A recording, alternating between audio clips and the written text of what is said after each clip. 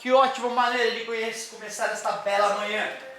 Estática de ponto material. Estática de ponto material.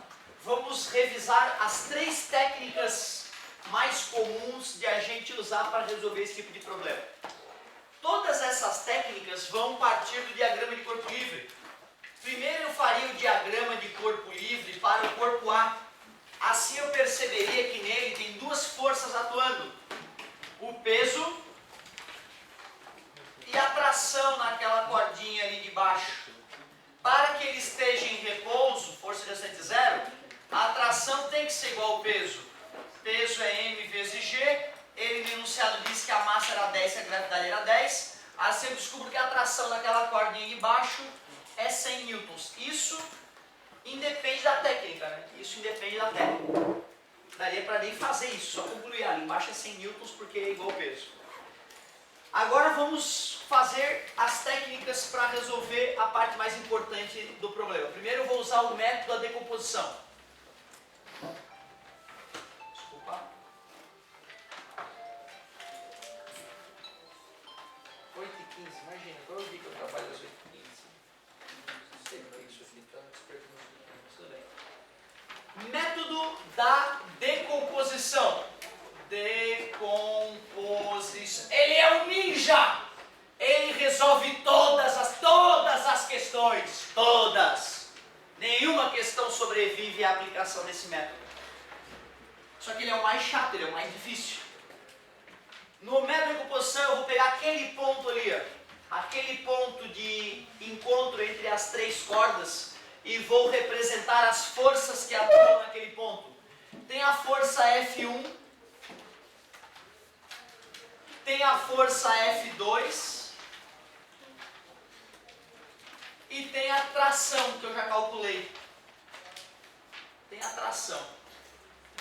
Diagrama de corpo livre eu fiz o diagrama de corpo livre para aquele ponto material ali, ó. Vamos fazer um plano cartesiano aqui, o eixo X e o eixo Y. Por geometria básica, nós sabemos que retas paralelas cortadas por transversais formam ângulos que a gente chama de alternos e internos, que são congruentes. Por isso eu sei que o 60 graus está aqui e que o 30 graus está aqui. Sempre que nós temos forças oblíquas, a gente tem a tendência de decompor, dando nome ao método pontilhada paralela. F2x, pontilhada paralela. F2y, pontilhada paralela. F1y, pontilhada paralela. F1x. Decompusemos, aliás, desenhamos os vetores. Vamos escrever quem são essas componentes. O F2x é o F2 vezes com ângulo cosseno de 30. F2x é F2 cosseno de 30, raiz de 3 sobre 2. Técnica ninja, né? Exercita muito. F2 vezes sem ângulo, seno de 30, 0,5 ou 1 sobre 2. Quem é o F1x? É F1 vezes com ângulo cosseno de 60. F1x é F1 sobre 2. Quem é o F1y? É F1 vezes sem ângulo, seno de 60. E o seno de 60, raiz de 3 sobre 2. Olha como é trabalhoso o método de decomposição. Tem que saber decompor vetor, tem que ser ágil, tem que ser organizado nos desenhos, para o desenho ficar, né, dê para visualizar e enxergar o que está acontecendo.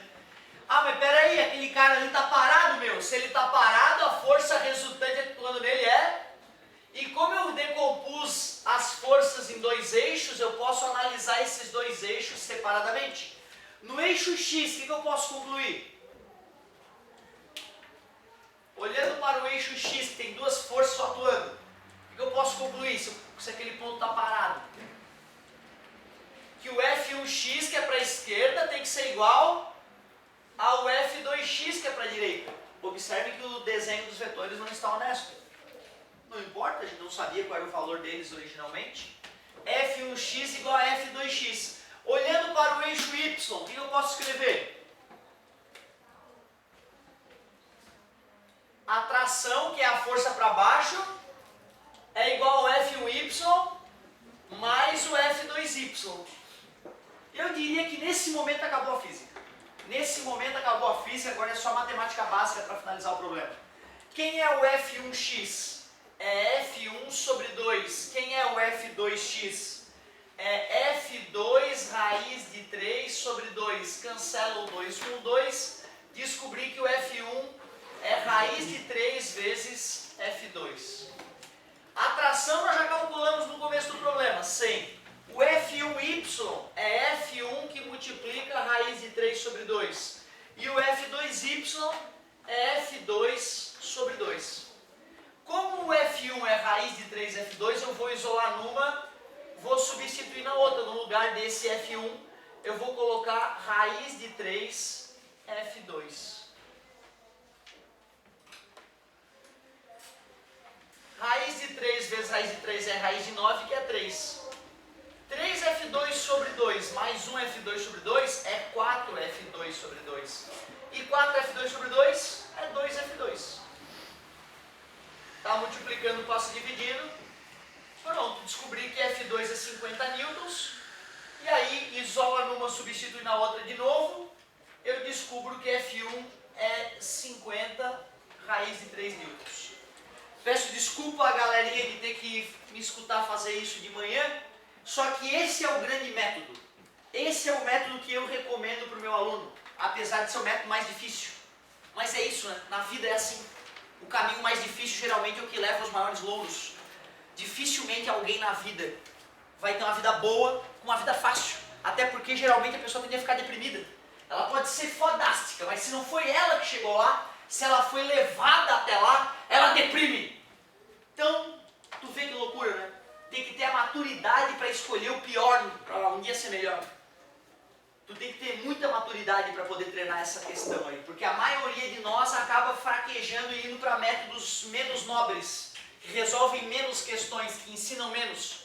Deixa eu te mostrar o método do polígono. O método da poligonal. Da poligonal. Método da poligonal.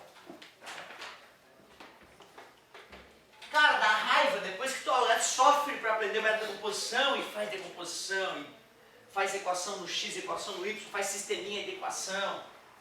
Olha só que ódio que dá, cara. O método poligonal é revoltante, dá uma olhada nisso.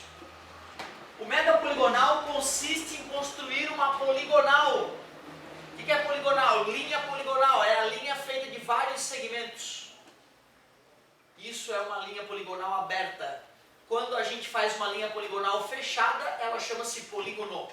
Esse, no caso, é um polígono côncavo, cavadinho. Pô, cara, são só 3 forças atuando no ponto material que está em equilíbrio. Então eu sei que a soma dessas 3 forças dá 0. Então eu sei que se eu for usar o método polígono para somar vetores, bundinha na cabecinha, eu sei que o último vetor tem que fechar o polígono. Então eu vou primeiro desenhar o primeiro vetor ali, não importa a ordem, vou desenhar a força F1. Força F1. Vou desenhar a força F2, vou somar o vetor F1 com o vetor F2 com o vetor F1. Bundinha na cabecinha. Essa aqui é a força F2.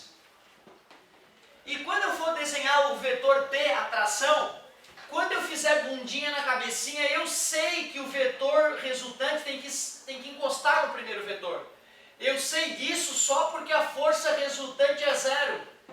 E quando a gente usava o método polígono e pegava vários vetores e botava bundinha na cabecinha, o vetor resultante saía do primeiro e ia até a extremidade do último, o vetor resultante.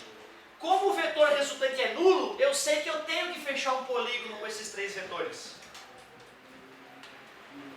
Agora eu tenho que saber qual é o ângulo entre aqueles caras para poder matar a charada. Tu vê, ó. Essa é direção do vetor F1. Essa é a direção do vetor T. Esse ângulo aqui é o ângulo entre eles. Aqui é 90, aqui é 60. Esses três ângulos têm que dar 180, meia volta. Então aqui é 30. Então eu descobri que esse ângulo aqui é 30 graus. Se eu prolongo esse ângulo aqui para baixo, eu sei que esse ângulo é o ângulo entre o vetor T e o vetor F2. Se ali é 30, isso aqui tudo é 90, isso aqui tem que ser 60. Caramba, um triângulo retângulo, não acredito. E eu já sei que o T vale 100. Meu Deus, vai ser ridículo achar o F1 e o F2. Seno de 30 é o cateto oposto dividido pela hipotenusa, que é o T, que é 100. 1 sobre 2, F2 sobre T. Multiplicação cruzada, T igual a 2 vezes F2. Ou F2 é T sobre 2, que é 50. 100 sobre 2. Meu Deus. Cosseno de 30 é o cateto adjacente, F1 sobre a hipotenusa, que é T. Raiz de 3 sobre 2 vezes 100 é igual a F1. F1 é igual a 50 raiz de 3 newtons. Observem a diferença, cara. Num deles eu tive que fazer um mundo de contas. No outro eu criei um triângulo retângulo idiota e fiz seno e cosseno e matei a questão. Meu Deus. Tu acredita, cara, que quando eu estava na faculdade de engenharia mecânica lá, na parte de estática, o nome da matéria chama estática, vai ficar um ano basicamente estudando só estática, se fores fazer engenharia mecânica. E eu não gostava naquela época do método da poligonal. Eu me achava um cara com matemática básica boa, embora tenha descoberto que na minha faculdade eu não sabia nem achar o xizinho na equação. Apesar disso, tinha dificuldade de resolver pelo método da poligonal. Eu só fazia pelo método da decomposição. Tu vê, cara, eu te estimulo a fazer o método da decomposição para que tu aprenda mais física. Se no vestibular cair uma questão como essa, o método da poligonal é mais rápido. Faça pelo método da poligonal. Mas, se tu só for aprender um deles, aí eu diria, aprenda o método da decomposição, que vai resolver todas as questões. O método da poligonal só é bom de resolver quando tem 3 vetores. Se tiver mais de 3, o polígono que a gente forma pode ficar muito satânico e pode atrapalhar. E vamos ao último método. Método que a gente chama de teorema de Lamy.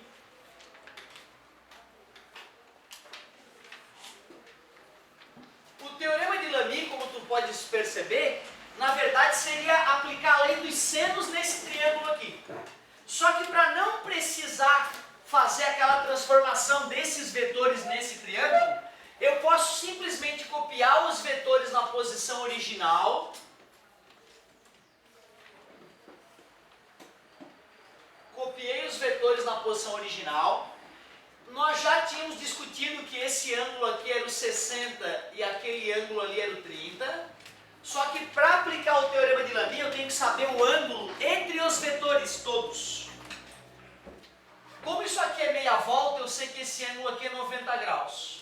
Como isso aqui é 90 e isso aqui é 90, eu sei que esse ângulo aqui é 60 mais 90, que dá 150. E eu sei que esse ângulo aqui é 90 mais 30, que é 120. E aí a gente aplica a lei dos senos naquela situação. Só que aí, como o cara modificou um pouquinho a maneira de aplicar a lei, a gente chama de teorema de Lamy, que diz que um dos vetores dividido pelo seno do ângulo oposto é igual a outro vetor dividido pelo seno do ângulo oposto. Portanto, a tração T que a gente conhece dividido pelo seno de 90 é igual, por exemplo, a F1 dividido pelo seno do ângulo oposto, seno de 120. Observe que se o aluno não tem um pouquinho de trigonometria e de círculo trigonométrico, ele também sofre do teorema de Lamy, né? O aluno deveria ter facilidade de perceber que o ângulo de 120 graus faz 60 com a horizontal, né? Então tem exatamente o mesmo seno que o ângulo de 60. Então, tração fração que vale 100 dividido pelo seno de 90, que é 1, é igual a F1 dividido pelo seno de 120, que é igual ao seno de 60. Raiz de 3 sobre 2, está dividido, passa multiplicando, 50 raiz de 3 newtons. O que diz o teorema de Lamy? Que uma força dividido pelo seno do ângulo oposto é igual a outra força, no caso F2, dividido pelo seno do ângulo oposto, o seno do ângulo entre as outras duas forças, que é o seno de 150. Como 150 faz 30 graus com a horizontal, vai ter o mesmo seno que o seno de 30, vai ter a mesma projeção no eixo do seno.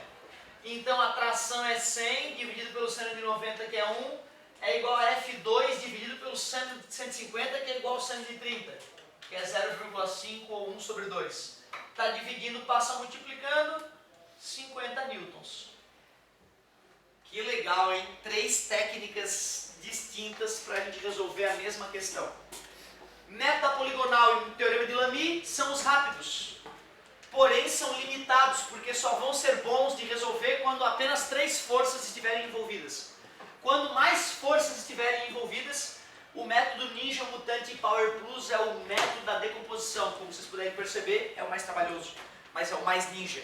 Ótima pedida, estou muito orgulhoso da pedida e fico feliz de poder ter falado com vocês também sobre isso. Sempre bacana quando a gente escuta a história com mais de um ponto de vista. Certo, meus queridos? Coisa linda. Então, revisamos aí estática de ponto material. Única condição de equilíbrio para um ponto material, força resultante zero. Se fosse corpo extenso, também teríamos que usar momento resultante igual a zero. Vamos que vamos!